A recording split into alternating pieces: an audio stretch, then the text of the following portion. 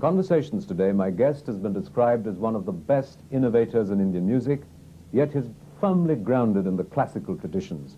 He's also been described as the Yodhi Menuhin of the East. He set out to be a medical doctor, but has become instead a music maestro. I'm delighted to welcome Dr. L. Subramaniam. My pleasure. Dr. Subramaniam, you've been feted with applause the world over. What kind of applause matters to you the most? What kind of applause do you give yourself? If, after a show, if you are satisfied more than anything else, that emotionally or you're in a state of mind where you completely forgot when you were playing, that's the most important thing for me. And everywhere, I mean, we have different audiences, different crowds, and one doubts how much or what they really appreciate, whether it is technicality or the sound or the music or, I mean, the whole group sound. The music can be appreciated in different levels: mental level, intellectual level, physical level, emotional level. But ultimately, your own inner peace and inner satisfaction matters the most for me. Would you feel that when you're sort of then performing, what sort of motivates and drives you? Is it this sort of this catharsis, the search for peace through music? Not always. When you start performing, you have all the composition, different things in your mind. You're very particular that everything should go as planned musically. But then when you actually start performing, slowly you eliminate one by one, get into the deeper emotion, deeper level, where then nothing matters. You just start playing for yourself, and at the end, if audience like it, it's great. So it comes to that during some part of the concert. Then it carries on, and after concert, I mean, sometimes it's so difficult to get back to the reality of the audience. Maybe for a couple of hours or so, you always, there are different things in your mind, different melodies run through your mind. And you also feel like, I mean, I should have done this, I could have done more, whatever it is, or less, whatever it is. How do you prepare for a performance to sort of get into this kind of state? Well, basically in this country, I mean, there have been a lot of the things we try to make sure the sound is all right, basically. The stage is all right, and also make sure that everybody is heard if you're playing with other people. If you have 3 percussionists or 4 percussionists in the Indian classical scene, you want to, all of them to be heard properly, so that not only the audience hear them, they also get inspired more when they can hear. So technically you spend a lot of time trying to make sure everything is all right, and stage is important. Lighting, sometimes too much of light spoils the sound. So the drum goes up and down, mridangam, because the skin instrument, or the ghattam goes out of town, then it becomes a problem. So there are, you worry, I mean, at least I tend to worry about all these little things, and then if it all goes well, then it's a good start. So at what point does the performance begin for you? At the first note, in a sense, and you're able to exclude the external intrusions, perhaps? In certain cases, yes, because that's another reason in most of the concerts I start playing a long alap, just to get to my own inner peace and calmness. So as opposed to starting with just a kriti or something. Normally people do it so that it is easier, because already you have the whole group playing. It is not a tense situation where you have to play 10-15 minutes or longer alone. And to make an audience sit without percussion, it's not easy, as you know. So, but I like to get to a level where, I mean, I just set up my own sound here, the tambura, and then once I get that mentally to that state, then everything flows by itself. You know, as someone who's been so applauded in India and abroad, surely you play for beyond just the satisfaction that you get in performance. I mean, you could play that alone in a room and surrender to music. At what point does the audience begin to matter, or people begin to matter in their response to your music? Well, there are 2 things. One, you have different projects or different thoughts or different composition. You want to reach it to the audience and try to convert the audience towards more towards the classical music. There are certain responsibilities as an artist everybody has, and everybody have to do certain things.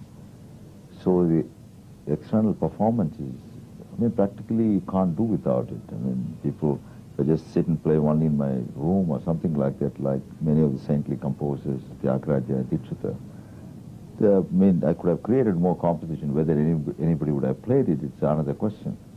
But in my case, many times, because people have approached me to do a concert for the Agraja Festival or do a composition for orchestra or with the New York Philharmonic, whatever it is. So those cases have whatever my mental thoughts or impressions or particular event or particular sadness, whatever the event that has happened at the time, it has led me to write something which I can't play in a room. I have to play in public by doing an orchestra, ballet or opera, whatever it is. So it is necessary for artistic... You mentioned suffering. Some of your more profound compositions have been consequences of intense emotional moments and experiences and suffering, perhaps. The death of your wife, the death of your father. How important do you think suffering is for an artist to be able to find that wellspring of, well, I don't want to use the word inspiration, but of feeling? I think for any artist, I mean, at least in my case, more than for our expression has been, I mean, artistic expression through music and sound. So whatever our different impressions we get from different things, or I mean, for me, my mother suddenly passing away and all the chants being chanted, that made a very strong impression, and that resulted in writing the fantasy and Vedic chants. Fathers, after the death, you know, I was into the, is there going to be any rebirth for him, whether there's a possibility of me being with him in any other life, all these questions, and that led me to write the Beyond, which is like based on reincarnation concept. The whole life, I mean, starts nothing and ends on nothing. The composition starts practically on absolute silence, ends on silence. So different things has made me think a lot in a philosophical or spiritual, whatever you call it. And that way, I mean, I've written a lot of things, like the whole global symphonic idea, which was basically started by my late wife. She always used to say, you know, after death you cannot withdraw yourself, and because practically I cancelled all the whole Peter Brook's Mahabharata project when my mother died. And she was the one who pushed and said, I mean, why don't you create something in her memory so that she will be remembered and you can express yourself in artistic terms, as opposed to, I mean, closing yourself and not making any appearances. So let it out, your artistic, whatever impression you have, why don't you put it in a piece of paper and write a composition. The whole concept of global symphony was started by her, global fusion was started by her. She said, why don't you do something with, I mean, different cultures, different music of different parts of the world. So I started, actually the whole global symphony was written as a requiem. I started when my father died. Then all of a sudden the whole thing changed and she passed away and it was done for her. So whether it's good or bad, it has been a very painful experience which has led me to create things which has made people realize emotionally, because the ultimate thing is if you do a long composition in an audience, and if you feel that emotion which you are trying to get into or which you got into, and the audience also feel the same emotion in certain ways, and people have cried in Berlin after the Berlin Opera. We did the thing, Global Symphony for Vigi, same thing in New York. So, I mean, we didn't tell why I wrote the piece. It was just written as a global symphony. So I think it has brought all the memories and inner pain and inner suffering. For any artist, I think it helps in a way, even though it's a painful process. Did you feel her death was a loss of faith for you in some ways? Because before that she went through this process of prayer and wondering why this was happening to her. Did you feel that? In some senses the gods had abandoned you? Not only, I mean, there are different people are trying to explain a different thing in terms of karma. There are certain terminology they use which, you know, give a blanket cover to everything. But at the same time, a lot of the things which I had believed, you know, she used to, both of us, we had tremendous belief in astrology, and also we used to go to the psychics who used to say, I mean, this is going to happen, that's going to happen. None of them predicted this. So my whole faith and everything totally collapsed. 80% of what they say comes true. And sometimes you wonder whether it is a guess, intelligent guess, or whether it is a coincidence, or, I mean, what it is. And nobody can really say when somebody is going to die. In what ways do you feel it's sort of changed your music? Has it changed your music? If your approach to life has changed, has that affected the music? In certain ways, yes. Before I used to mostly, like play a lot, travel a lot and everything. After she came to the scene, she wanted me to promote Carnatic music. She wanted me to produce the anthology because she also felt like Carnatic music is not that popular. And also she felt like a lot of the other world music which is outside India should be projected in India. People should hear it. She did her MA in world music in California. So she said, you are the person who can do it. Why don't you write composition involving them? So not only you are indirectly introducing their culture, you are performing and creating composition which is going to open the door for all the other cultures. So she changed those. Otherwise I would have been playing mostly, I hesitated so much to do Peter Brook's Mahabharata.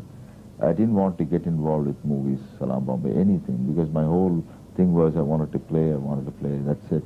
And writing orchestral composition was kind of mental relief or relief of different emotions. So other areas I was not really interested in. But she was so particular that, why don't you do this, why don't you do that, and you can help Indian music, do the anthology, do a book. In fact, the whole book situation was, all of a sudden I was asked to write an autobiography initially. And I didn't want to write because I said I don't have the time. Then she said, why don't you do, instead of autobiography, do a book about Indian music which is going to open the door. A lot of foreigners will buy, and a lot of Indians will buy, so it will create more awareness about it. She has changed a lot, my whole approach in life. You're watching In Conversations Today with Dr. L. Subramaniam. We'll be back with Dr. Subramaniam talking about his work in composing music for films and on the stage. Welcome back. You're watching In Conversations Today with Dr. L. Subramaniam. Dr. Subramaniam, you mentioned that your composition and work with Peter Brook's Mahabharata. I've just been interested that for someone who had a grounding in Carnatic music, which as far as the Indian traditions of music go, tends to be very sort of rigid. How do you go about, and what prompts you to go and explore doing things like music for films and stage shows? Basically, when people talk about pure classicism, there is a misconception. If you go back to Tyagaraja, Dikshita, or Shyama Sastri, or the three greatest composers of South Indian classical music who lived around the same time, every one of them have innovated and created new, different format, and Dikshita's composition, he had his own unique style of thing. He incorporated some of the North Indian ragas in his composition, and also Shyama Sastri created different forms. You take any cultures, not only our cultures, Western music, or even any other form of music, even new instruments are introduced in different cultures. So innovation is definitely most important for the growth and also for the survival of the classical music.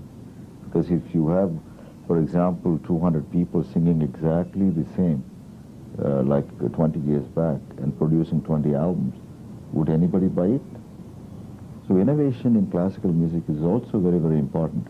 Earlier, my father was very open-minded and very innovative in thought. So because of him, thank God, the whole Indian violin is in this level. Otherwise, it was barely a minimum. It was mostly an accompanying instrument, as you know. But during my father's time, he had this vision to change the whole thing. He said we should make the violin in par with Western instruments. Well, while we're talking on the subject of your father and the violin, I should point out that we have a violin here that your father used to play. You've made sort of substantial improvisation and changes in the instrument itself. What kind of changes did you make? Earlier I did like violin with 5 to 7 strings, with sympathetic strings, which goes, one set went under the bridge, the other one went over the body between the fingerboard, and another model has like side strings, which I could also pluck while I'm playing. So I've developed some techniques, so where as you play, you try to pluck it on the sides also. But the present violin which I'm using now was given to me by Bacchus Berry, which was based on one of my thoughts, which I wanted a 5-string violin to expand the whole range of playing. How important was the academic experience? You spent 9 months pursuing a master's degree in music. It's like, knowing your subject and doing it. Other one is like practically guessing. Because when you have to write an orchestral composition, if you know the orchestration, if you know the instrumentation, if you know the arrangement, you exactly know what you're looking for. You know what exactly is going to work. You know your music, you know their music, what is a common ground where you can play safe and you can create a new direction. Otherwise, in many cases, people have, both in Western and Indian artists, some of them have done like you try to play something, somebody transfer it into a Western notation, then you get a third person to orchestrate it because you are not familiar with orchestration, and then another fourth person conducts the thing. So, I mean, even in a rehearsal, if somebody plays wrong, I feel like you should be in a position to take the orchestra, whole score and say you are playing B flat instead of B natural. That's a wrong note, and oboe you are not in tune. Anything to say that you should know the whole, it's like being literate and illiterate if you are doing fusion.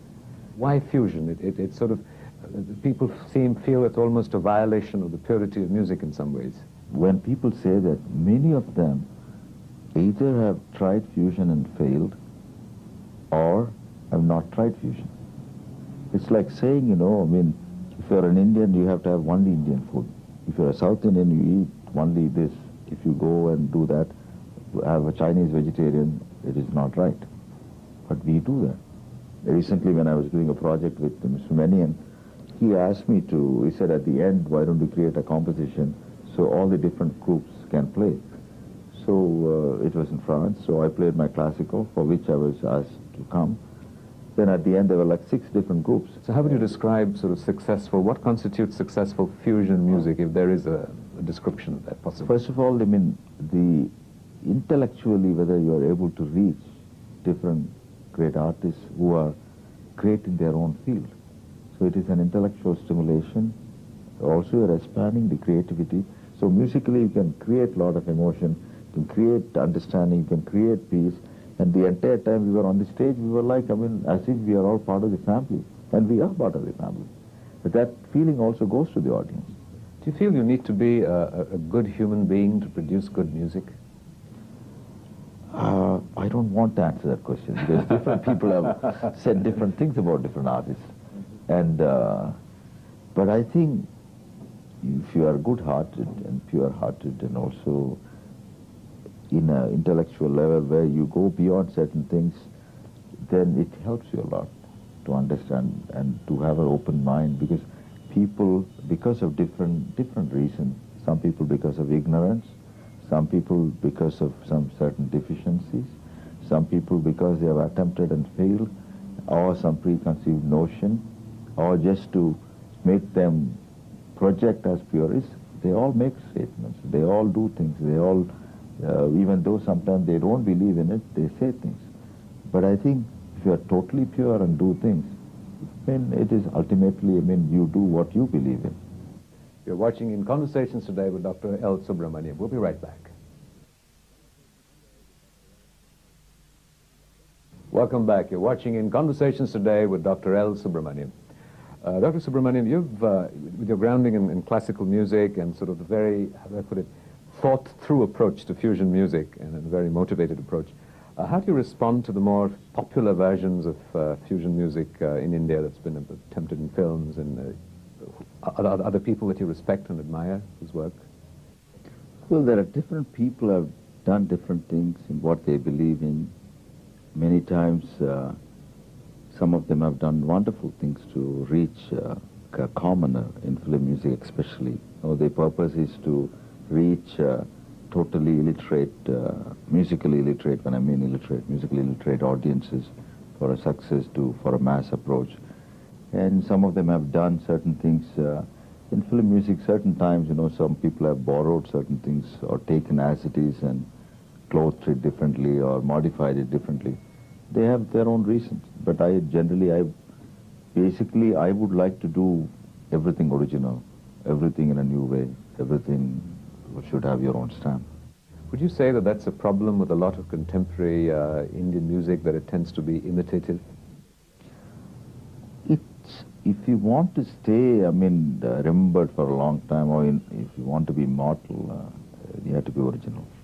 Because the people today, even though there were thousands of composers between Bach and now, we remember a handful of people because they were originals, they were creators, they set new trend, even though some of them were very drastically criticized during their time.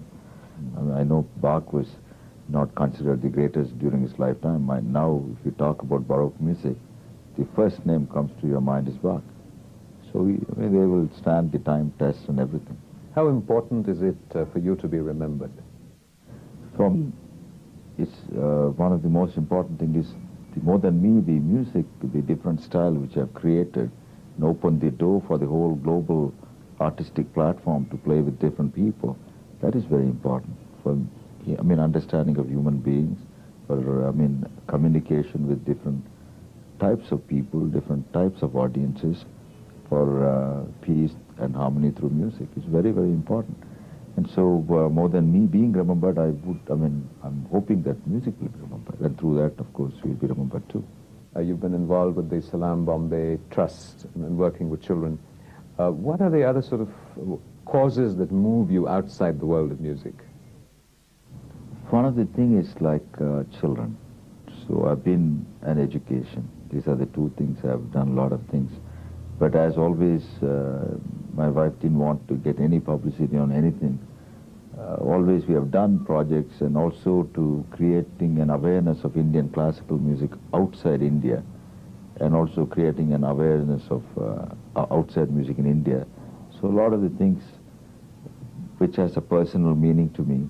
What sort of, what do you feel most sort of strongly and passionately about outside music? No, each culture has different things, but there's this basic thing which is very common. Ultimately, if you take any music from any part of the world, basically there is 7 notes. Maybe the position is little higher, little lower, or the ornamentation. The same, if somebody is singing the same scale in the south and the north, there is difference. But if you ask them to just play the scale, it will be just the scale. Same thing if you take a violin, the most common instrument in the world. This violin could be played in any style because this instrument. So when an Irish fiddler plays, it sounds different. A Norwegian folk artist plays folk melodies different. A South Indian classical violinist plays different. A North Indian artist plays different. So it is not the instrument, it is not the music. Basically, there's basically 7 notes. How it is ornamented, how it is developed, the culture of different people, where they are brought up, the language, everything has changed slightly. But in a way, it's like we all have same number of bones, we all have heart, we all have blood vessels, we have eyes, and everything, physically and emotionally, there is a lot of commonness in the world. So musically is also a lot of commonness in the world. So that if people can be aware of, and if I can be a part of it to make people aware of it, that will be the biggest thing I would have enjoyed doing it. And also the whole misconception of, we cannot play with them, they cannot play with us. We are not asking you to stop what you're doing. You do your own pure classical thing. But doing a composition as a composer and communicating and also expanding the understanding, that should also continue. That is my whole wish, and Vijay's wish and my father's wish, which I'm trying to continue. Dr. Subramaniam, thank you very much indeed. Good luck. Most welcome. Thank you. It's a pleasure. Thank you.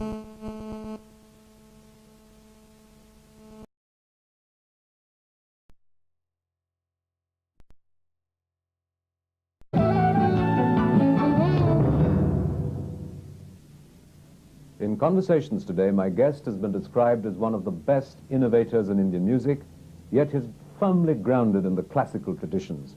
He's also been described as the Yodhi Menuhin of the East. He set out to be a medical doctor, but has become instead a music maestro. I'm delighted to welcome Dr. L. Subramaniam. My pleasure. Dr. Subramaniam, you've been feted with applause the world over. What kind of applause matters to you the most? What kind of applause do you give yourself?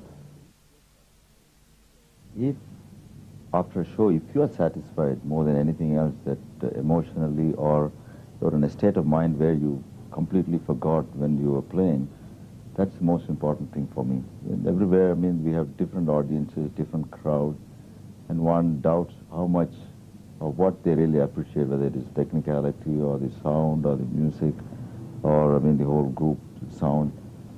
The music can be appreciated in different level, mental level, intellectual level, physical level, emotional level. But ultimately, your own inner peace and inner satisfaction matters the most for me.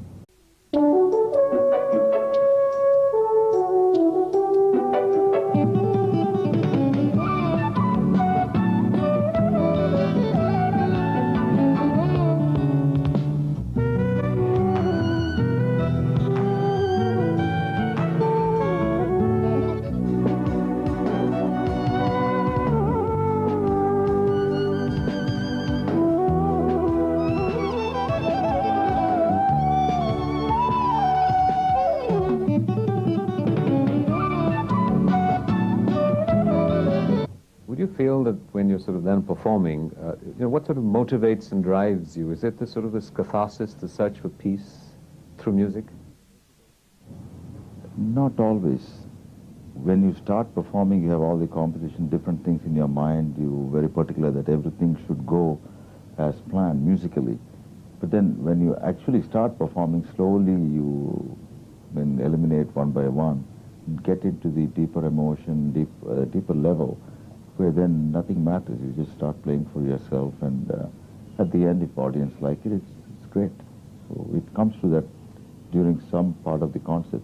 Then it carries on, and after concert, sometimes it's so difficult to get back to the reality of the audience. Maybe for a couple of hours or so, you always there are different things in your mind. Different melodies run through your mind, and you also feel like, I should have done this. I could have done more, whatever it is, or less, whatever it is. How do you prepare for a performance to sort of get into this kind of state? Well, basically in this country, there have been a lot of the things we try to make sure the sound is all right. Basically, the stage is all right, and also